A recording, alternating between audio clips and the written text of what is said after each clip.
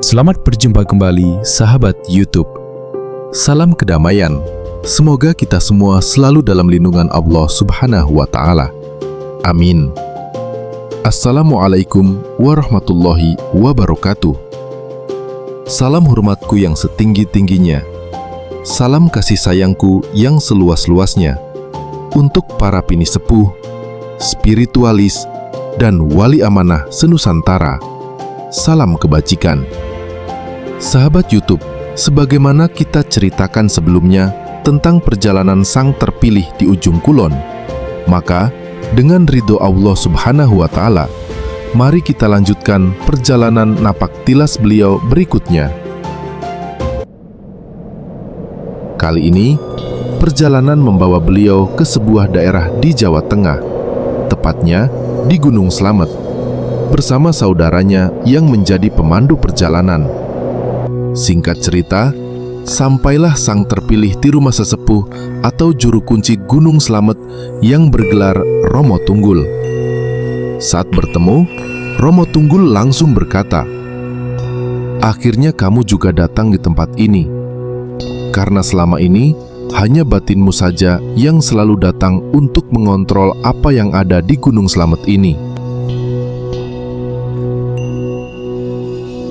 Sang terpilih terdiam penuh tanda tanya dengan perkataan sesepuh ini.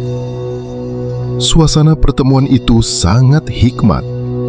Kemudian, sesepuh bertanya lagi dengan pertanyaan aneh. "Mana surat yang dulu kamu kasih ke saya?" Sang terpilih semakin bingung. Kakaknya pun menyela. "Bukan dia, tapi saya." Namun sesepuh menegaskan, "Bukan kamu, memang dia." Sang terpilih termenung. Ia duduk dan meminta petunjuk kepada Allah Subhanahu wa Ta'ala dalam hatinya. "Kalau memang yang dimaksud itu saya, tunjukkanlah petunjukmu." Ajaibnya, seketika itu muncul sebuah kertas berstempel tertentu, maaf tidak bisa disebutkan. Sang terpilih kemudian menunjukkannya kepada sesepuh. Sekonyong-konyong, sesepuh langsung berdiri, memeluk dan mencium sang terpilih sambil berbisik, "Ternyata kamulah yang benar, karena saat kamu masih kecil, kamu pernah memperlihatkan surat itu." Sang terpilih semakin bingung mendengar hal itu.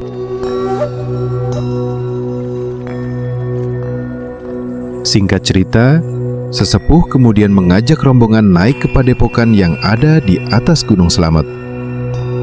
Setibanya di sana, sang terpilih langsung diminta masuk ke sebuah gua dengan pintu batu. Namun, beliau ragu.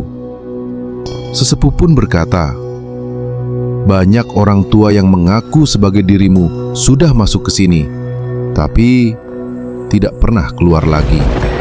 Sang terpilih terkejut. Tiba-tiba, kabut tebal turun. Jarak pandang hanya sekitar 2 meter. Matahari tertutup awan gelap. Dengan alasan ingin buang air kecil, sang terpilih menjauh dari rombongan, pergi ke bawah pohon besar, lalu duduk bersandar sambil berdoa. "Ya Allah, jika memang benar ini adalah petunjuk-Mu, berilah aku tanda." Sekejap itu juga, awan gelap langsung hilang. Hatinya pun semakin mantap. Ia kembali ke rombongan dan berkata, "Saya siap masuk gua." Sebelum masuk, sang terpilih duduk tafakur di depan mulut gua, meminta lagi petunjuk. Tiba-tiba, muncul 7 mutiara yang dibungkus dengan uang kertas Rp2.000. Dengan membaca bismillah, beliau pun masuk ke dalam gua. Ajaib, begitu masuk, pintu gua tertutup dengan sendirinya. Sang terpilih merasa keringat dingin. Apalagi di dalam gua terdapat banyak tengkorak manusia. Tiba-tiba, muncullah sosok besar yang berbicara. "Kenapa baru datang?" Sang terpilih terkejut, lalu berkata, "Jangan makan saya, karena saya hanya disuruh." Sosok besar itu ternyata adalah naga dan menjawab, "Mana mungkin aku mau memakanmu, sedangkan kamu yang memberiku tugas di sini." Sang terpilih pun bertanya, "Siapa sebenarnya engkau?" Sosok itu menjawab, "Aku adalah naga Antaboga." Sahabat YouTube, sebenarnya kisah ini masih panjang. Namun, sang terpilih berhenti menceritakan lebih lanjut karena katanya ada teguran. Insya Allah, kisah ini akan dilanjutkan pada kesempatan berikutnya. Beliau hanya berpesan, "Berhati-hatilah, karena alam sudah bergerak. Bahkan kini, sudah ada penyakit yang sangat ganas turun ke bumi. Maka perbanyaklah ibadah.